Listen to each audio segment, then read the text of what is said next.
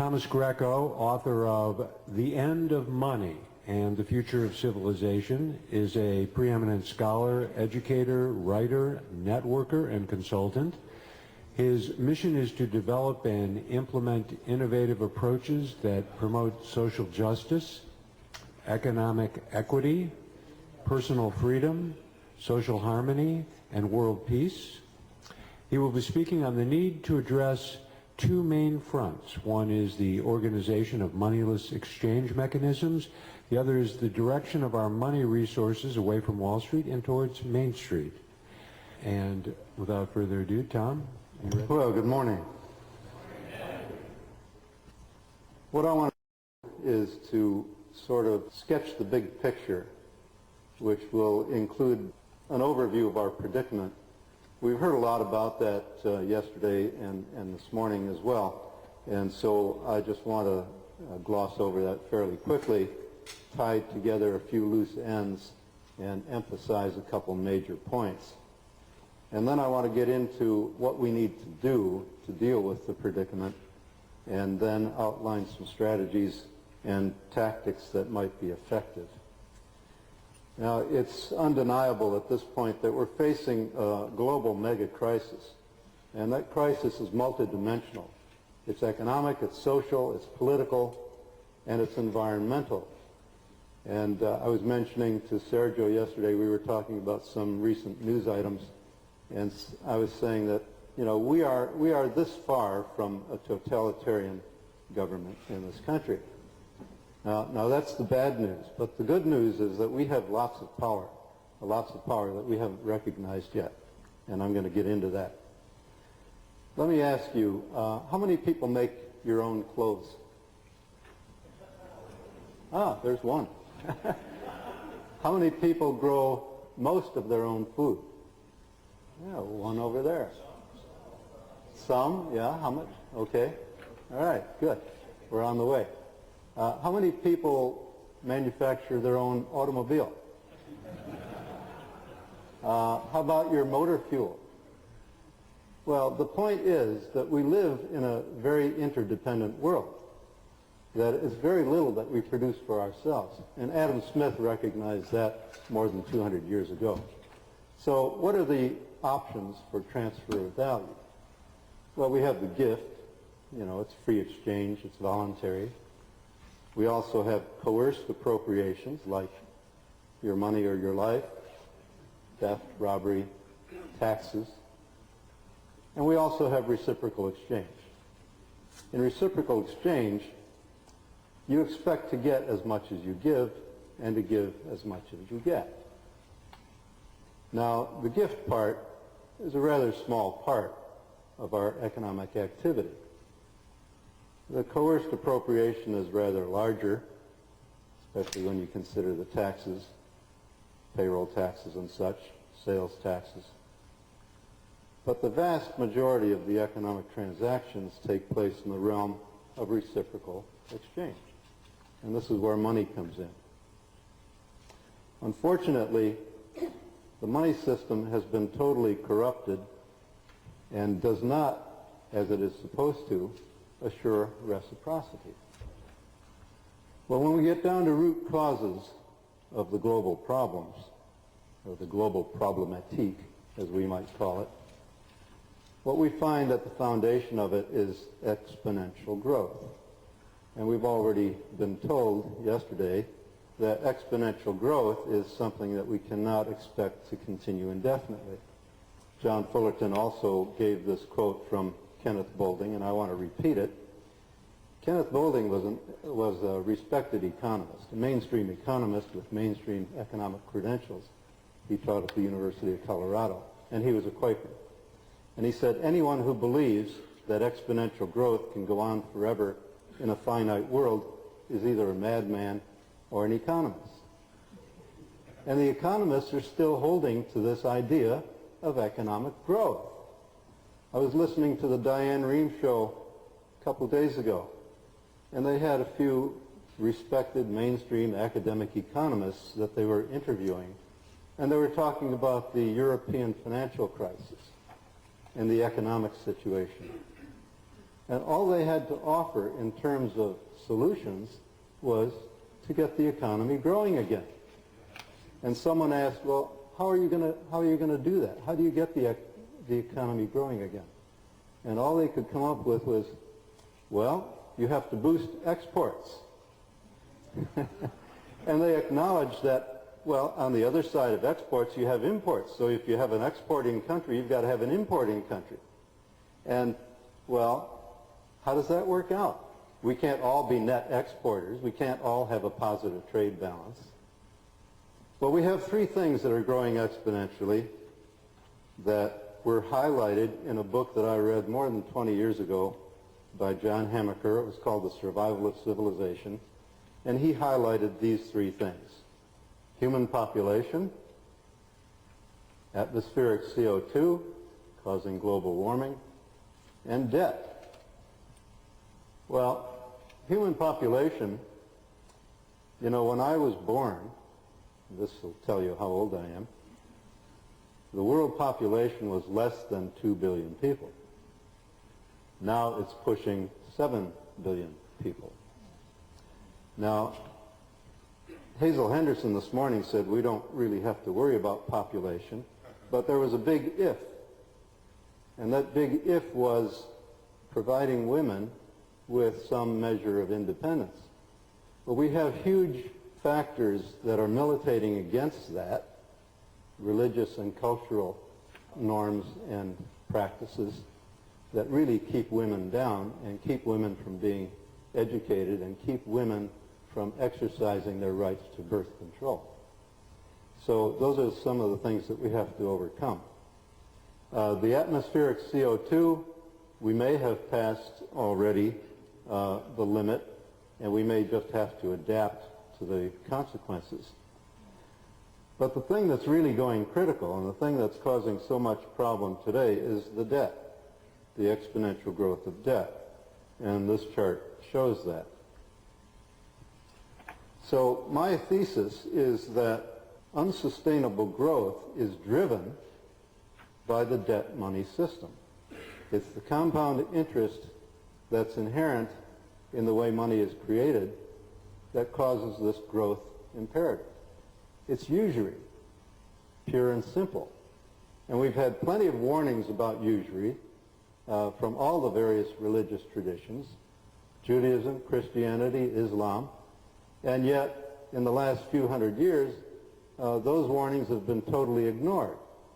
Now, I'm against usury not because of any scriptural writing about it, but because we now see that in real economic terms, it's an impossibility.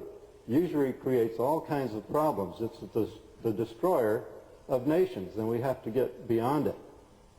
Now, some of my colleagues who like to talk about peak oil and resource depletion say that it's the availability of cheap fossil fuel that has caused this growth in the economy over the last few hundred years.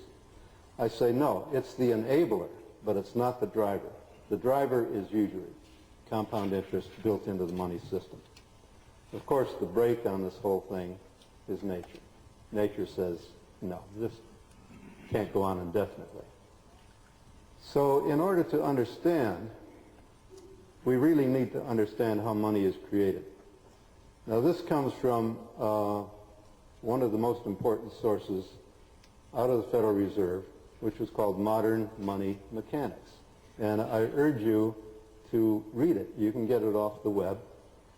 And basically it says the actual process of money creation takes place primarily in banks. Well, that should settle it. You know, despite what our banker friend said yesterday, that banks only loan deposits, banks create the money by making loans. And the money is the checkable liabilities of banks. That's the money in your account. They increase when the proceeds of loans made by banks are credited to borrowers' accounts. That's it, pure and simple. Now, graphically, you go to a bank and you say, I want a mortgage. You sign a note, that's an asset on the bank's books, and they make a deposit to your account. That's a liability on the bank's books. It's as simple as that. And John Kenneth Galbraith, the noted economist of the last century, said, The way in which banks create money is so simple that the mind is repelled. People just can't believe it's that simple. But there's a problem with this. As interest accrues on those loans, there's an insufficiency of money in circulation in order for everybody to pay what they owe. Now, the system can be sustained for a time, and we'll get into that in a minute. But it's a situation that makes money chronically scarce because everybody's scrambling to try to pay what they owe and avoid default. It's the magic of compound interest. And these charts show how that magic works. Well, you can see that on this scale, you can go quite a few years before the debt grows to monstrous proportions. And this chart is in millions of dollars here. This one is in billions of dollars. I've got two rates of interest, 6% and 10%. 6% is out here, the solid line, and the dashed line is 10%. Now, 4 percentage points doesn't sound like much, does it? But you see what happens with just a 4% change in interest, 4 percentage point change.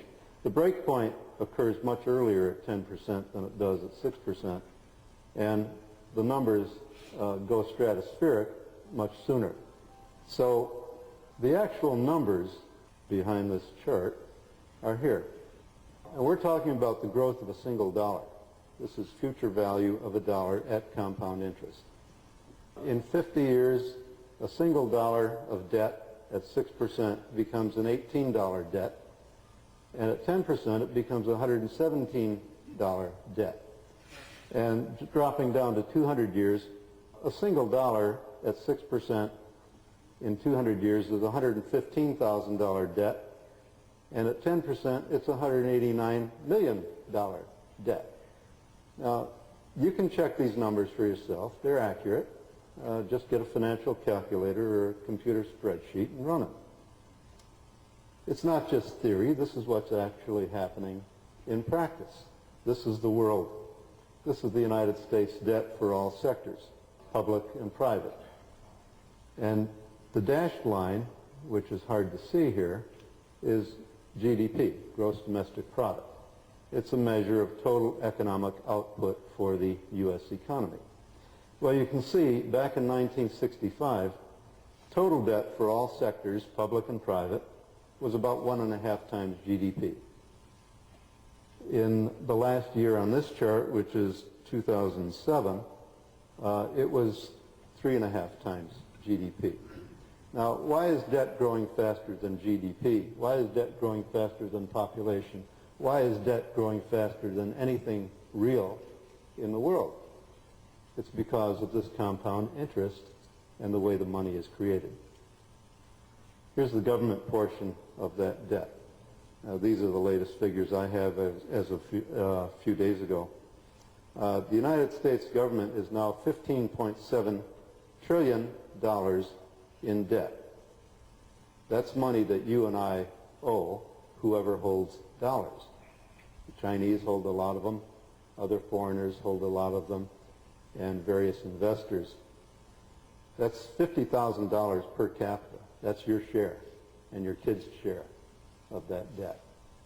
And that's not including the guarantees, which go into several hundreds of trillions.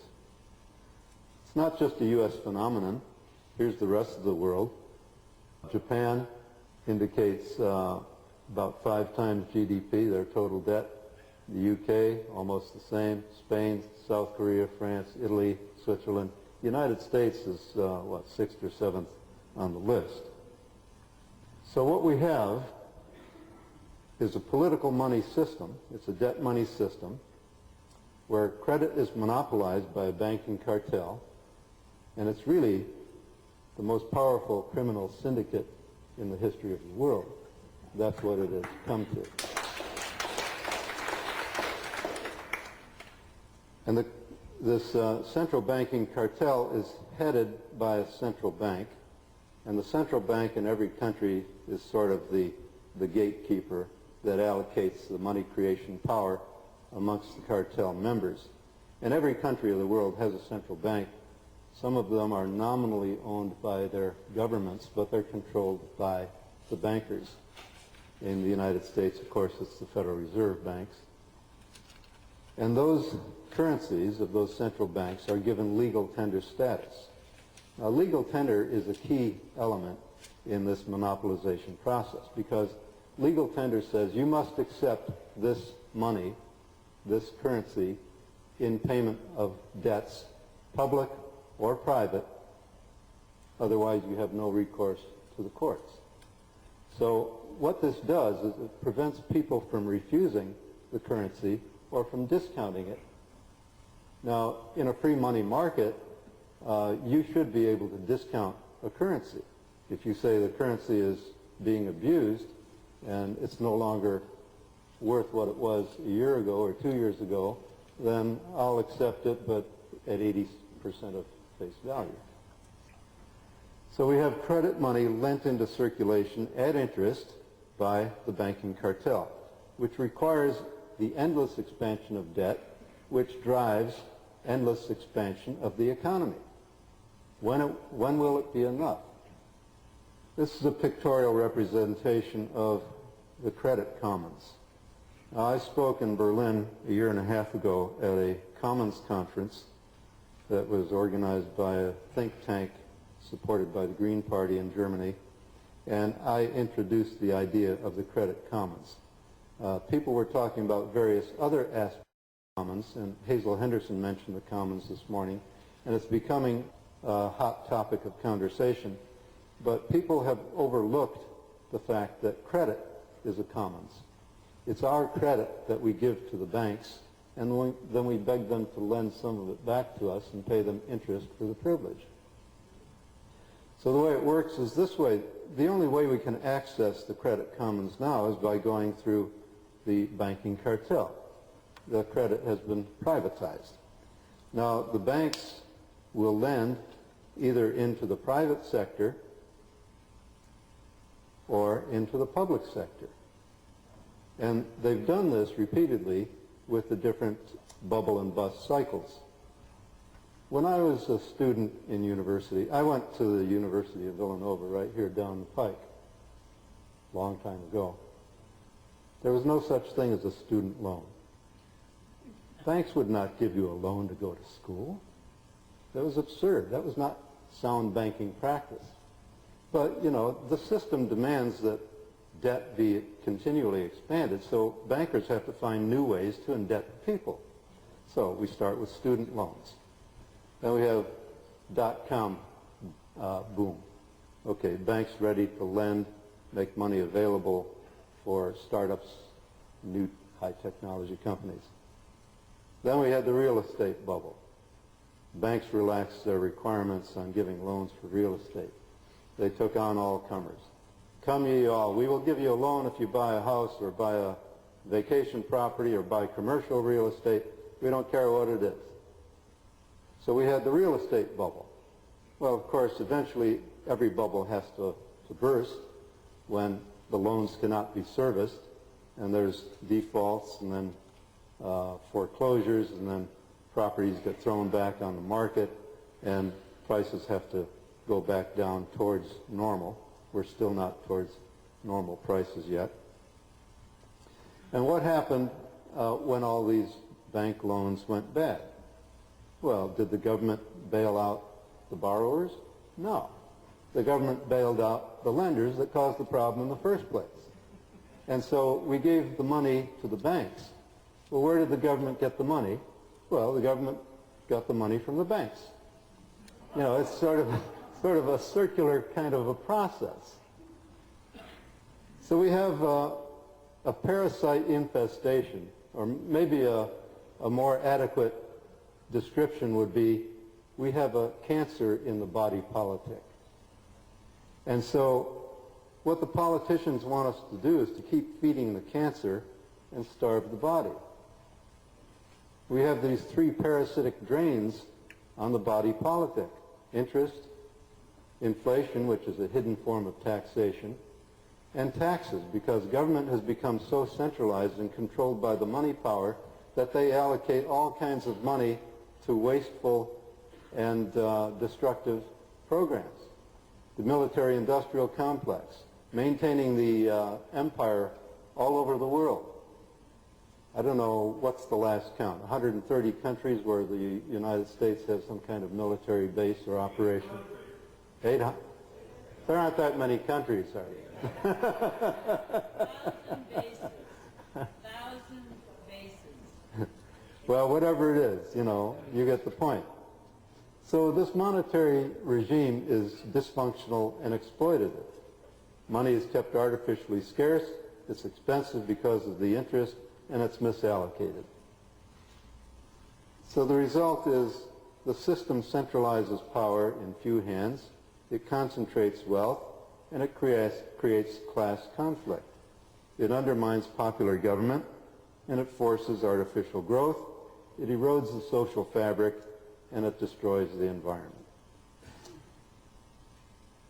Reginald McKenna, former president of the Midland Bank in England, said, "Those who create and issue money and credit direct the policies of government and hold in the hollow of their hands the destiny of the people."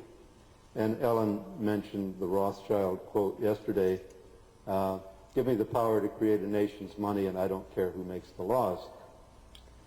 And she also mentioned Carroll Quigley, and this bears repeating because it really describes what we've been dealing with for the last many decades. The powers of financial capitalism had a far-reaching plan, and it's been a plan that's been in action for a long time. Nothing less than to create a world system of financial control in private hands, able to dominate the political system of each country and their economy, the economy of the world as a whole. The secret, which is no longer a secret, is that they have annexed from governments, monarchies, and republics the power to create the world's money. Now, that's what we're dealing with, and that's what we have to get around. A direct assault head-on is not going to work, but I'll show you what's going to work. So we have the systematic failure of conventional money in banking and increasing amplitude in the bubble and bust cycle. I think we've reached the last cycle. There may be one more left, but I think not. The mega Bible,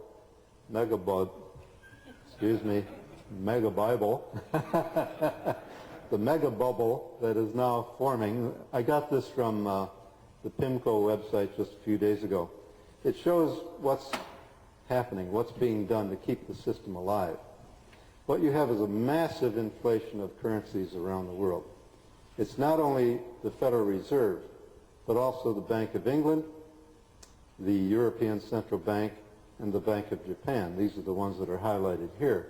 They're all massively inflating their currencies in order to keep the system going. Well, how are they inflating? They're basically buying worthless securities. A lot of it the securities of governments like the United States government. How many people believe that the U.S. government debt will ever be repaid? Well, we'll have to talk about that. So this global system is about to self-destruct. Now, you may not be able to read this, but I like this cartoon. Dr. Bernanke explaining quantitative easing.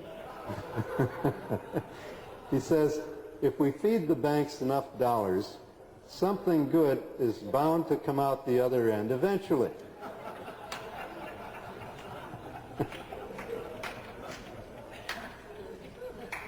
So the question that people are asking is, well, are we going to have inflation? Are we having deflation? Or is it stagflation? You know, Nicole Foss, who I respect greatly, has been talking about deflation. And many of us have also been talking about inflation. Well, we're getting both. You know, it's a question of deciding who's going to pay the burden of this profligate spending in this cancerous system. Are we going to throw people out of work? Yes. Are we going to cause businesses to bankrupt? Yes. Are we going to inflate the currency? Yes. Well, inflating the currency eventually has to inflate prices. Your purchasing power is going down. You know, I spend a lot of time abroad, and every time I come back to the U.S., I find my grocery bill has gone up 10, 15%. I'm trying to get some historic prices because I want to create what I call the Trader Joe's Index. Trader Joe's is my favorite grocery store, and, you know, even Trader Joe's, as good as their prices are, they keep going up. Well, we have a class war that's going on. We have wealth and power being concentrated in the hands of fewer and fewer people, what you might call the superclass. And here's a quote from Warren Buffett. It appeared in the New York Times just a few years ago. He acknowledged that there's a class war going on. And he says, it's my class, the rich class, that's making war, and we're winning. Well, we all die eventually. What did Keynes say? In the long run, we're all dead. So we see this income maldistribution, and this chart shows how the rungs on the economic ladder are spreading farther and farther apart, and the lowest levels are going up very little, if at all, and this chart really doesn't come up to date. It only goes to about 2005. But wealth is even more lopsided, and this shows on the left side, you can see the top quarter of the population owns about 87% of the wealth. The bottom quarter owns virtually nothing. The next higher quarter, about 3%, and the second quarter from the top, about 10%. So where is civilization headed? We can move toward disintegration and collapse. We could find ourselves in another dark age. Or are we going toward a societal metamorphosis, what I call the new convivial society that's characterized by generosity, compassion, solidarity? I'm optimistic. I call it the butterfly society. And communities are actually building the butterfly from the bottom up.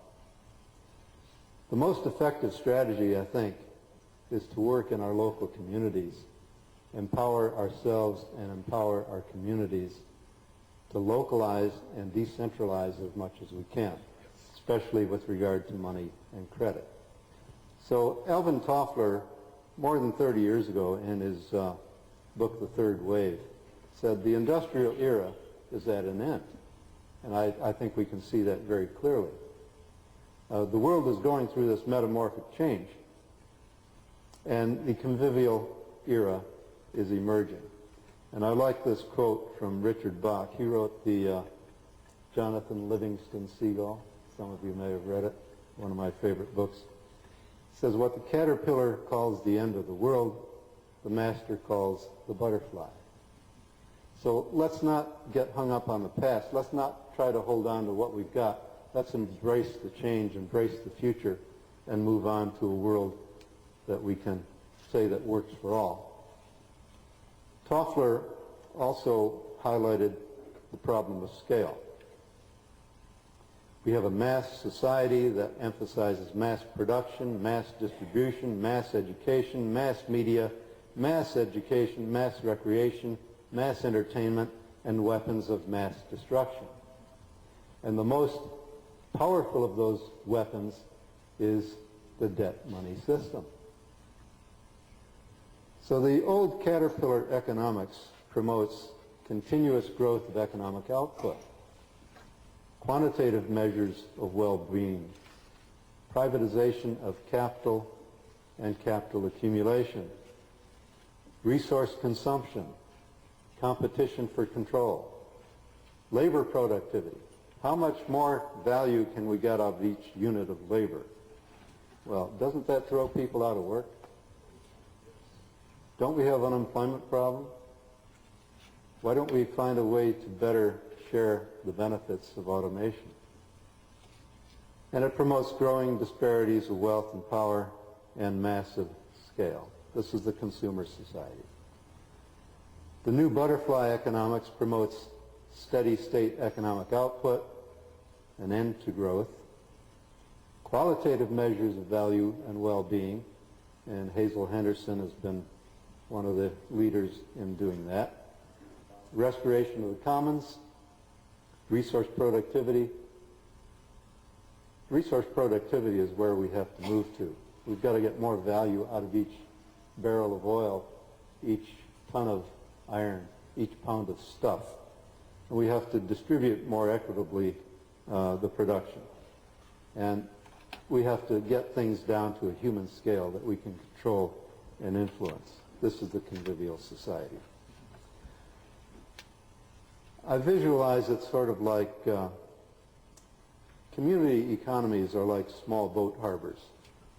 The globalization scheme that has been foisted off on us over the last several decades has been a scheme to take down the seawalls, to make each economy accessible to the big ships, so to speak, the big mega corporations. In the process, the small, medium-sized businesses have been damaged or put out of business because they have a difficult time competing with the subsidies given to the mega corporations. So continuing this analogy, we need to empower ourselves and empower our local economies by finding ways to insulate but not isolate our local economies from the global economy, to enhance economic vitality, reduce exploitation, enable self-determination, and optimize our standard of living and quality of life. Now, there are two kinds of credit that we need to consider. And there are two different functions that come into play. We have exchange credit, which is the credit that is supposed to facilitate the exchange of goods and services, sometimes called turnover credit. And there's finance credit, which is the credit that is needed to finance long-term projects, to provide for capital formation, new business development, and business expansion. Now, exchange credit is short-term. It's the basis for newly created money. Finance credit is long-term. It should not be used as a basis for creating money. You have to get long-term from people in order to finance capital projects. So I want you to keep that in mind as we go through the rest of this presentation. So in devolving power to the local communities, we need to, first of all, reclaim the credit commons and create cashless exchange associations or credit clearing associations and private local currencies. We need to shift savings of existing money from Wall Street to Main Street. We have to change our investment priorities. Especially in the face of inflation, our investment priorities become preservation of capital, preservation of capital, preservation of capital. So by supporting enterprises in our local communities that make our communities more self-reliant and resilient, we can preserve our capital and assure the supplies of necessities in our local communities. And we also have to move from employment to enterprise.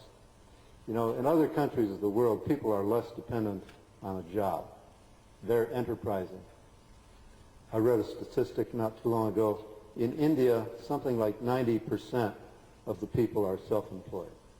In Thailand, it's probably 80%. So we're moving our money, we're spending locally, we're saving locally, and we're investing locally. And we have to do more of that. And we have to apply our dollar resources to projects that enhance, as I said, the local resilience. We're shifting personal investment objectives. Socially responsible investment is becoming more proactive. Localization of supply is becoming increasingly important. Our supply chains are stretched far and wide. We have to shrink those back. We're disintermediating. We're going to crowdfunding and crowdsourcing.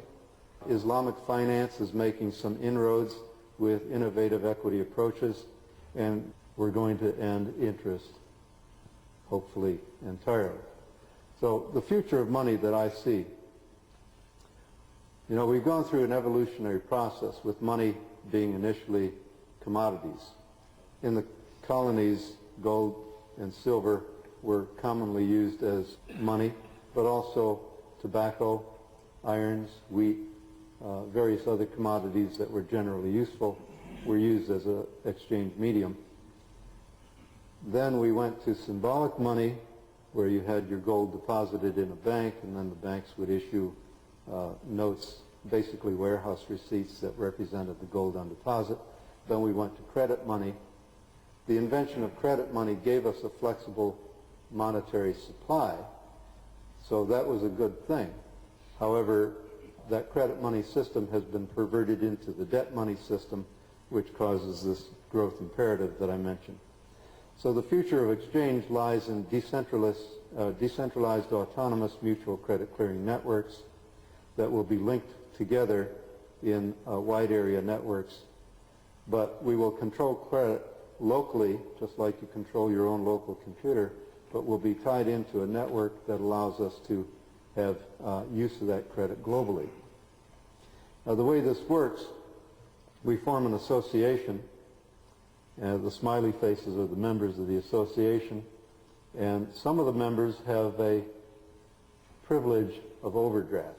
That means you can have a negative balance in your account. The process begins when you have one member buy something from another member and pay using credit.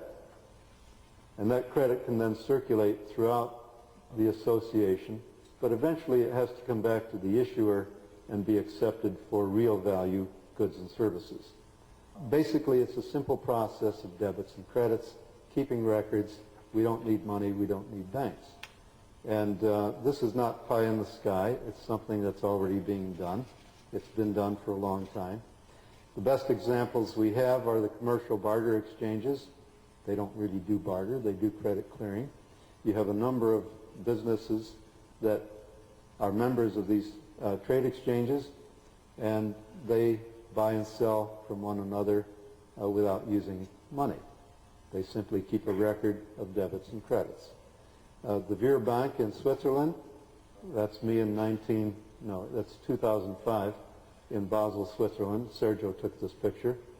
We visited the Veer Bank, and we visited a number of different businesses that were accepting Veer credits. The Veer had a massive growth spurt during the mid-1990s, and then it stopped. And it stopped, I think, because the Veer became a conventional bank with a conventional bank charter, and I think is being undermined from within to suppress this direct credit clearing process and turn it into a conventional bank.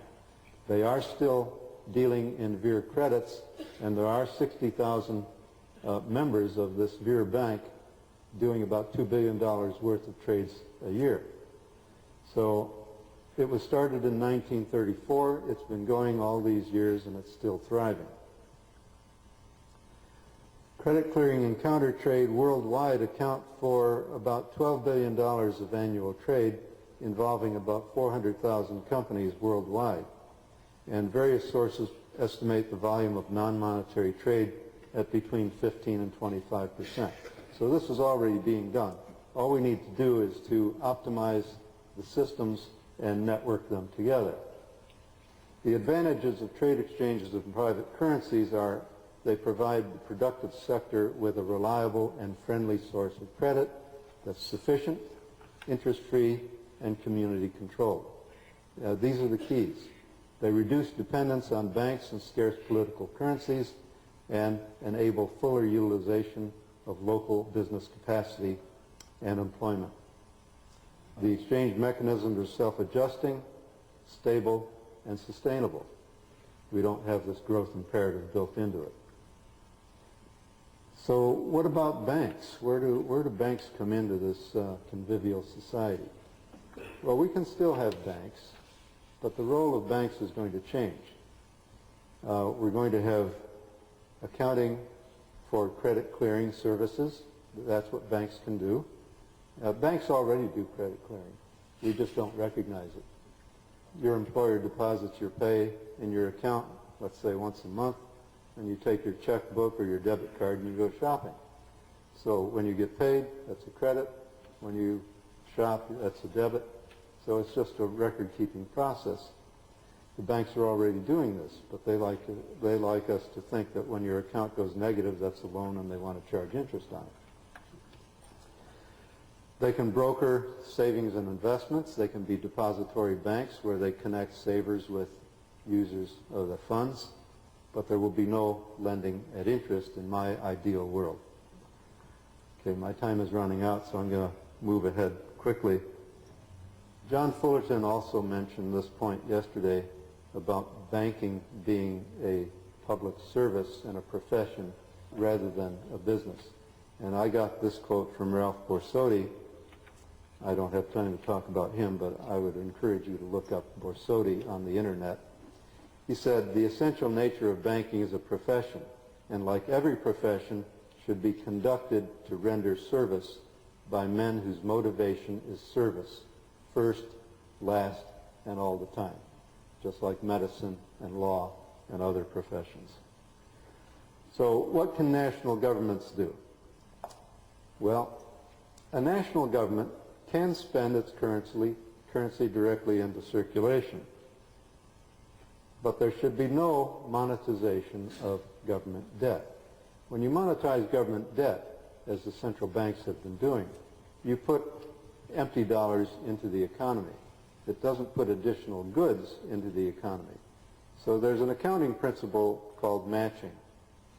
And this applies also to the creation of money.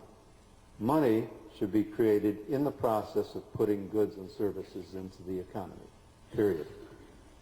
Governments need to rescind general legal tender. They should not force people to accept any currency at face value if the currency is being abused and debased. And Salmon P. Chase, who oversaw the greenback issuance during Lincoln's administration, later as Supreme Court Justice, said, "The legal tender quality is valuable only for the purposes of dishonesty." Governments should also limit the amount of currency issued, the amount of currency that they issue, to about 1/2 its average annual revenues, and that's being generous. And they should adopt an objective standard of value and unit of account. You know, we used to have an objective standard of value. At the beginning of the United States, the U.S. dollar was defined in terms of silver. 391 1/4 grains of fine silver was the definition of the U.S. dollar. So we could value every other thing, wheat, tobacco, services, in silver terms. And we called the dollar, or we called that amount of silver the dollar. But of course, governments want to abuse the issuance privilege, so they put in these legal tender laws that say you must accept the paper just as if it's silver, and so silver goes out of circulation. You know, when I first went to Las Vegas, they were using silver dollars as chips. That was a long time ago. What else governments should do is encourage and support the organization of credit clearing associations and private community currencies that provide interest-free exchange media. Pipe dream. Support the development of software and other infrastructure elements that enable these local associations to be networked into a functional whole. And mandate open access at little or no cost to the existing payment infrastructure, the MasterCard and Visa card readers on the retailer's shelf. Do I expect any of this? No.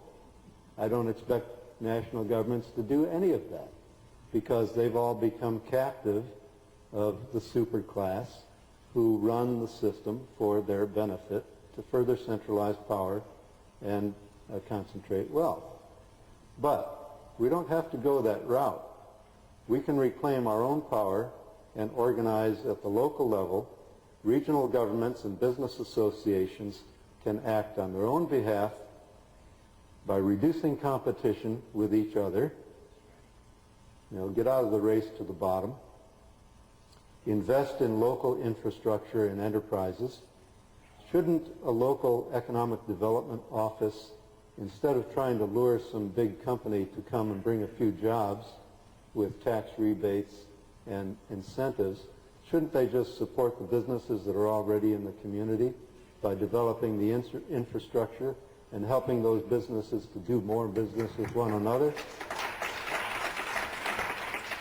And can't they enhance the opportunities for local exchange by mapping the territory, finding out who's doing what, where they're sourcing things from, and where they might source them locally?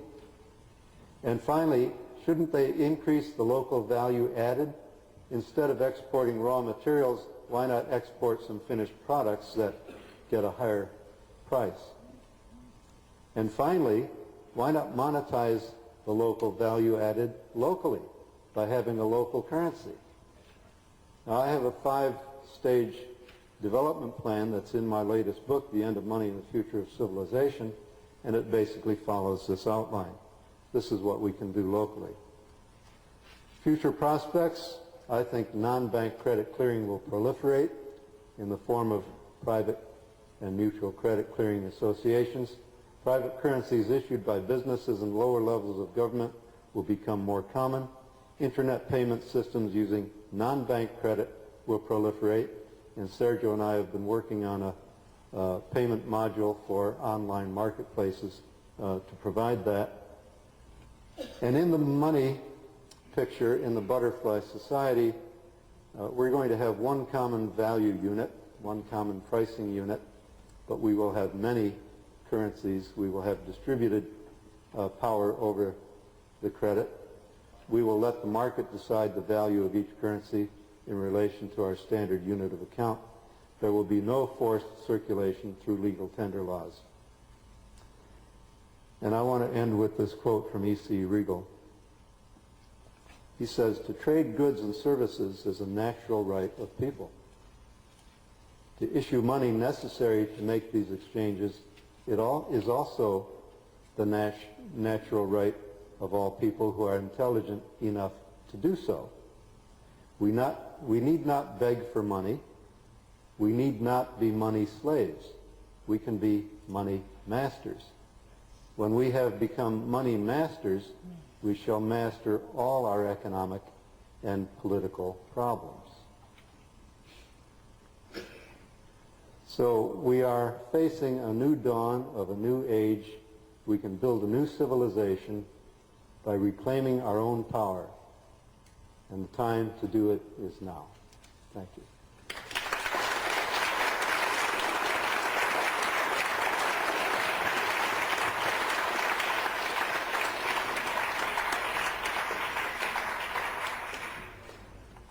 Do we have time for questions? Yeah.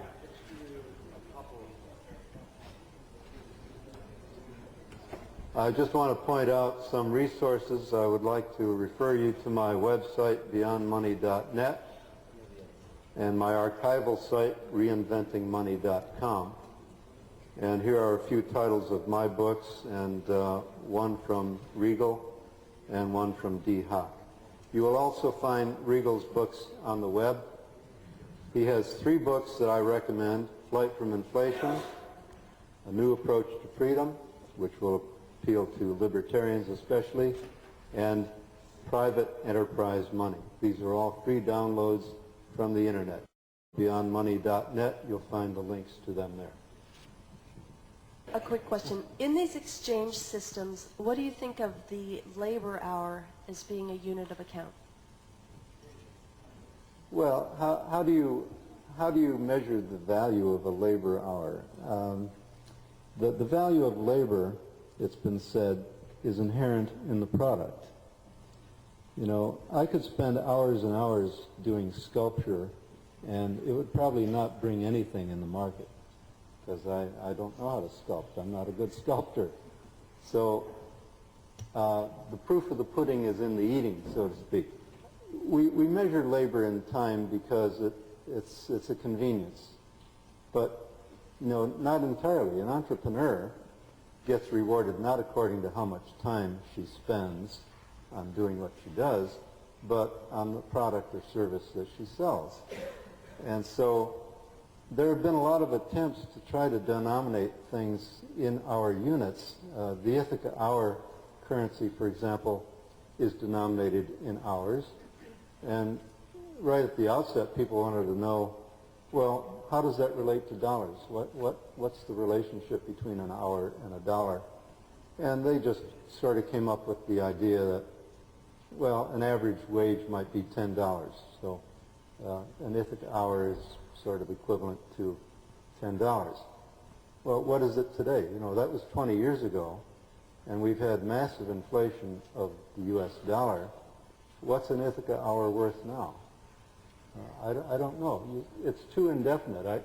My own preference for a measure of value, and in my first book, Money and Debt, A Solution to the Global Crisis, which you can download for free off the web as well, I said the three things need to be segregated. The three things that money is supposed to do: measure of value, medium of exchange, store of value.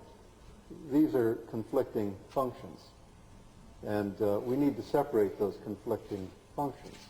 Credit money should be a medium of exchange, pure and simple. If you want to store value, you use something else. You know, you buy some commodity, or you get a equity stake in a company, or you make a loan. If you want to measure value, you have to measure it with something objective. Right now, the U.S. dollar is both a measure of value and a means of payment, or a medium of exchange. And that's only because of the legal tender laws that obliterates the value standard of 371 1/4 grains of silver. So I favor a market basket of commodities as being the measure of value.